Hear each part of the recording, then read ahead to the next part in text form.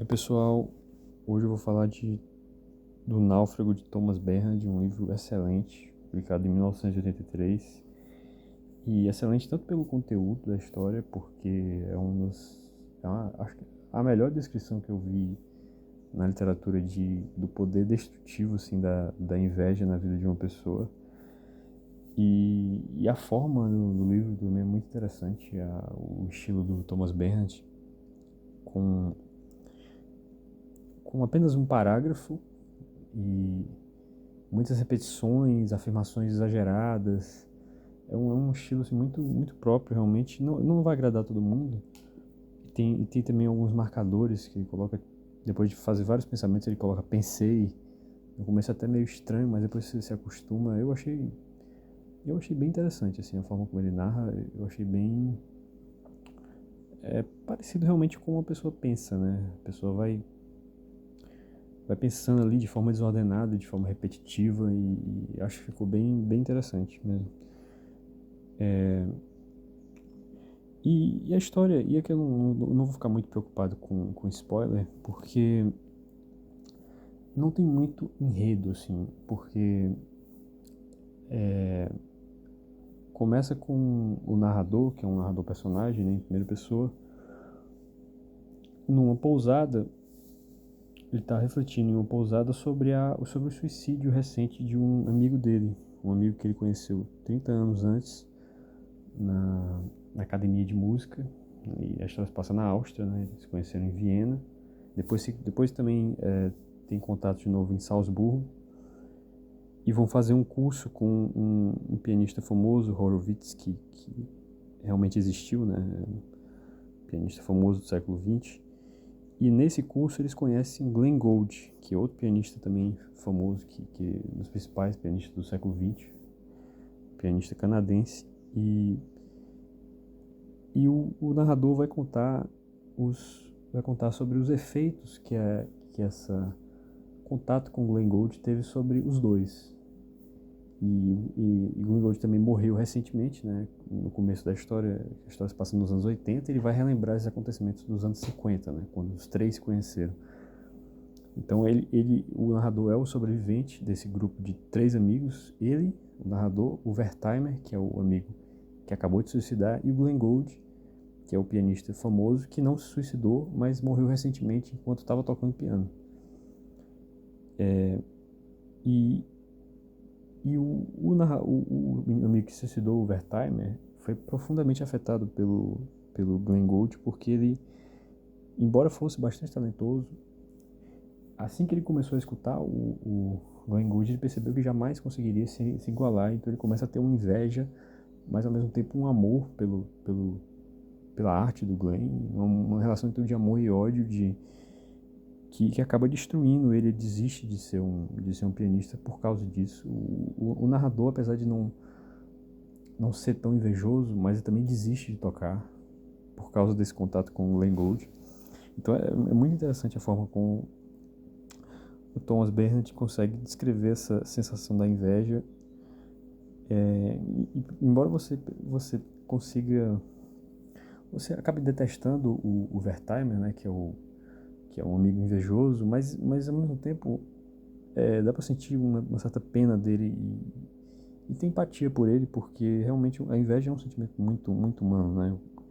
Dá pra se colocar no lugar dele. Ele passou, como o narrador até fala, passou uma década deprimente de muito esforço para conseguir virar um grande pianista, e aí ele escuta por alguns segundos um desconhecido que veio lá do Canadá, lá para a Áustria, escuta ele tocando e ele vê que ele jamais vai ser o melhor como ele sonhava, né? Então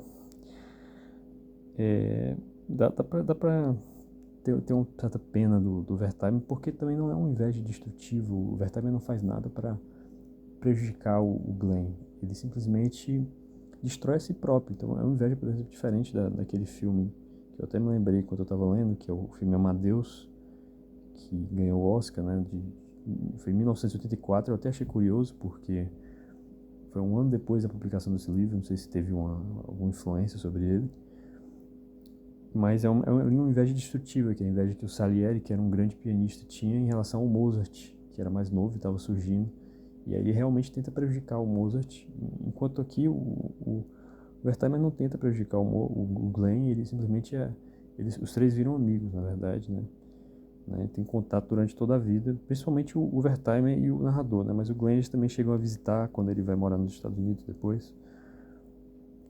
Então é muito, muito bem feita essa descrição do Thomas Bernhard dessa situação. E assim, o narrador também é um narrador interessante porque faz afirmações muito exageradas sobre diversos assuntos e ele detesta a Áustria, fala muito mal dos lugares onde ele passou na Áustria, fala muito mal dos professores dele, da família dele. Aliás, os três não gostavam da família dele, os três tinham muitas coisas em comum, né? Os três eram músicos, eram brilhantes, apesar do Glenn claramente ser um gênio, enquanto os dois não eram. E realmente os três queriam se dedicar à arte, mas no primeiro empecilho, grande empecilho que apareceu, o Wertheimer acabou desistindo, assim como o narrador.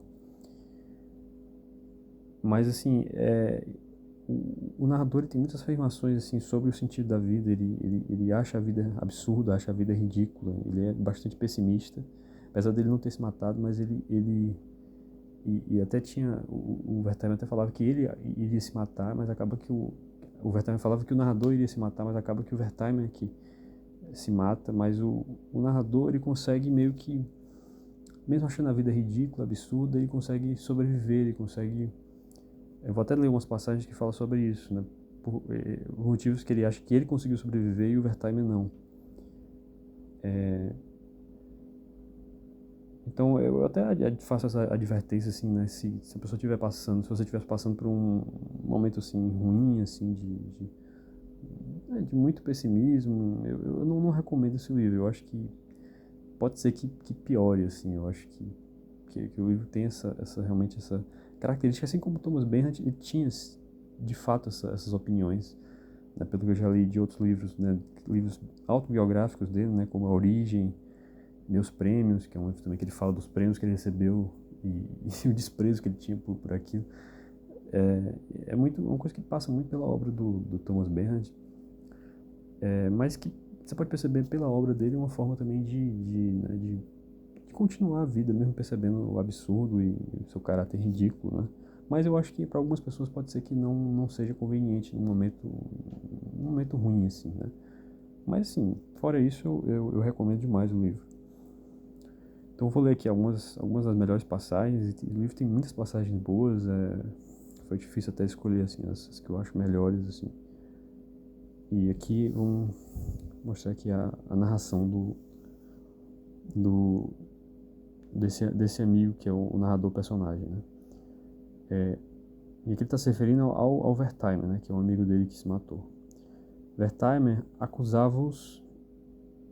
Aliás, peraí. Ninguém lançou sobre os próprios parentes uma luz tão terrível como Wertheimer, um retrato devastador. Odiava o pai, a mãe e a irmã, culpando-os por sua própria infelicidade. Acusava-o sem parar pelo fato de ele ter que existir, de o terem jogado numa ponta de pavorosa máquina da existência para que ele saísse destruído por inteiro na outra ponta. Não adianta reagir, vivia dizendo. A criança é jogada nessa máquina da existência pela mãe e o pai e mantém a vida toda a máquina em funcionamento, despedaçando coerentemente o filho. Os pais sabem muito bem que em seus filhos dão continuidade à desgraça que eles próprios são, agem com crueldade a fazer os filhos e lançá-los na máquina da existência, disse ele. Então aqui esse estilo bem obsessivo, assim, repetitivo e exagerado do narrador. Esse passagem também é interessante, que ele fala porque o narrador depois ele acaba virando filósofo, assim, se dedicando à filosofia. O narrador não, o Wertheimer. E aí ele fala um pouco sobre filosofia, sobre os pensadores. O assim chamado homem do espírito se consome numa obra que julga, marcará a época e no fim se fez tão somente ridículo. Chame-se ele Schopenhauer ou Nietzsche, tanto faz, seja ele Kleist ou Voltaire, o que vemos é uma figura comovente que abusou da própria cabeça e acabou por conduzir a si próprio ad absurdo, é atropelado e ultrapassado pela história. Trancamos nossos grandes pensadores em nossas estantes de livros, de onde, condenados para sempre ao ridículo, eles nos fitam, ele disse, pensei. Dia e noite ouço a choradeira dos grandes pensadores que trancamos em nossas estantes. Essas grandezas intelectuais ridículas com suas cabeças encolhidas atrás do vidro, pensei. Todas as pessoas atentaram contra a natureza, disse ele.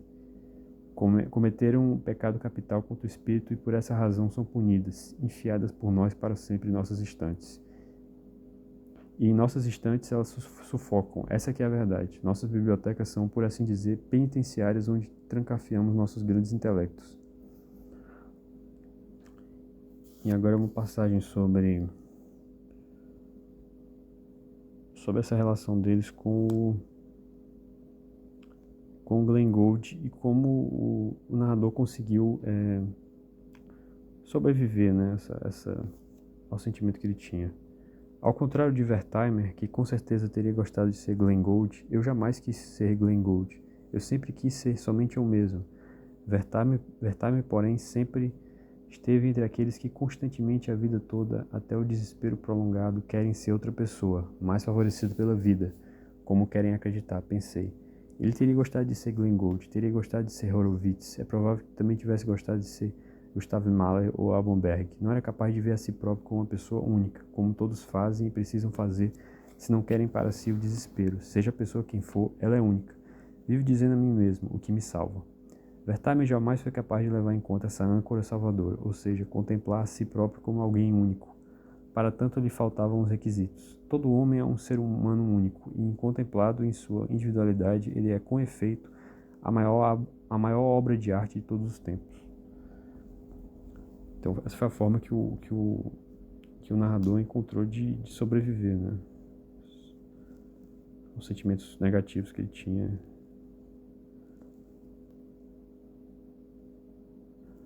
E aí que o Náufrago, né, que é o título do livro, é um apelido, né? Não é exatamente um apelido, mas era como o Glenn Gould chamava o Wertheimer. E aí o narrador fala sobre isso. Com esse seu náufrago, Glenn aplicou em Wertheimer o golpe fatal, pensei. E não porque Wertheimer estivesse ouvindo aquela palavra pela primeira vez, mas porque, embora alheio à palavra náufrago, Wertheimer já estava familiarizado fazia tempo com esse conceito, e Glenn Gould pronunciou a palavra náufrago num momento decisivo, pensei. Com uma palavra aniquilamos uma pessoa, e isso sem que no momento em que pronunciamos a palavra aniquiladora, essa pessoa a quem aniquilamos tenha conhecimento desse fato letal. Eu li essa passagem e fiquei lembrando de algumas situações que eu já vi realmente uma pessoa às vezes muito precisa, né, sobre vendo de fora ela consegue perceber algo de fundamental sobre a vida de outra pessoa e a outra pessoa não tem como rebater aquilo, né? E agora a última passagem que eu vou ler, que fala sobre as variações Goldberg, que é a principal que é uma música do Bach que o Glenn Gould interpretava e fez muito sucesso essa interpretação que ele fez. Tem aí no YouTube, eu ouvi, realmente é muito bonito. Eu não entendo nada de música clássica, mas achei muito bonito mesmo assim. E aí fala sobre essa Variações Goldberg, que é a música que tanto afetou o Wertheimer quando ele escutou o Glenn Gould interpretando. Embora as variações Goldberg tenham sido compostas com o único propósito de tornar a insônia suportável para alguém que sofreu de insônia a vida toda, pensei, elas mataram Wertheimer. Compostas originalmente para deleite da alma, elas, quase 250 anos mais tarde, mataram um homem, desesperado, o próprio Wertheimer, pensei a caminho de trás. Se 28 anos atrás Wertheimer não tivesse passado pela sala 33 do primeiro andar do Mozarteum, precisamente às 4 horas da tarde, como bem me lembro, ele não teria se enforcado 28 anos depois em Zizers, na proximidade de Chur, pensei. Então essas são as melhores passagens, recomendo demais esse livro e comentem aí embaixo o que vocês acharam do livro, o que vocês acharam do Wertheimer, se realmente dá para sentir um pouco de pena, apesar de todos os defeitos dele, a forma como ele trata a irmã dele, enfim.